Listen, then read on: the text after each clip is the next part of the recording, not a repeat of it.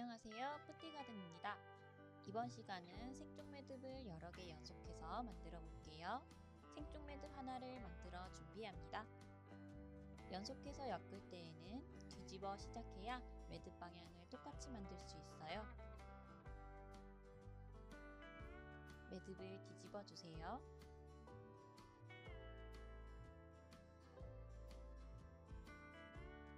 왼쪽 끈으로 고리를 만듭니다. 고리가 풀리지 않게 잘 잡고 왼쪽 끈으로 고리를 반시계 방향으로 둘러줍니다.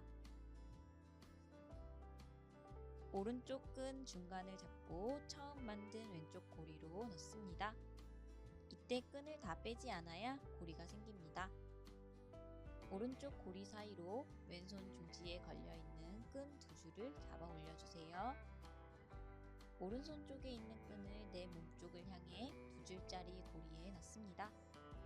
완전히 당기지 않고 방금 빼낸 끈 부분과 고리를 같이 잡습니다. 양손 엄지와 검지는 고리를 잘 잡고 나머지 손가락을 이용해서 당겨줍니다. 당기면 가운데 우물정 모양이 생깁니다.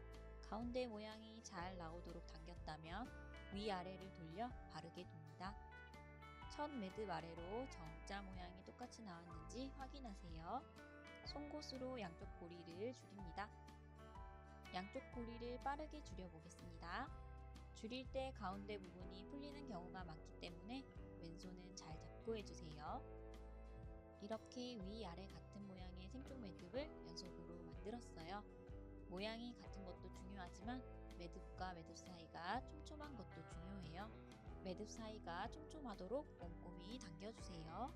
시간이 지나면 매듭이 느슨해지기 때문에 단단하게 그리고 크기가 균일하도록 줄여주면서 맞춰주세요.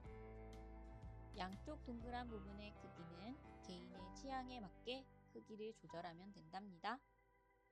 꼼꼼히 줄여졌는지 방향은 일치하는지 확인해 보세요. 위에는 생쪽 매듭이 하나 있고 아래쪽에 생쪽 매듭이 하나 더 생겼습니다. 같은 방법으로 연속해서 하나 더 빠르게 만들어 보겠습니다. 매듭은 하나를 만든 다음에 연속해서 매듭을 만드세요. 중간에 고쳐야 할 부분이 있으면 그쪽부터 끝까지 다시 당겨 내려와야 해요. 작은 매듭은 간단하지만 나중에 큰 매듭은 곤란할 때가 많답니다. 처음부터 하나씩 예쁘게 만드는 습관을 들여봐요.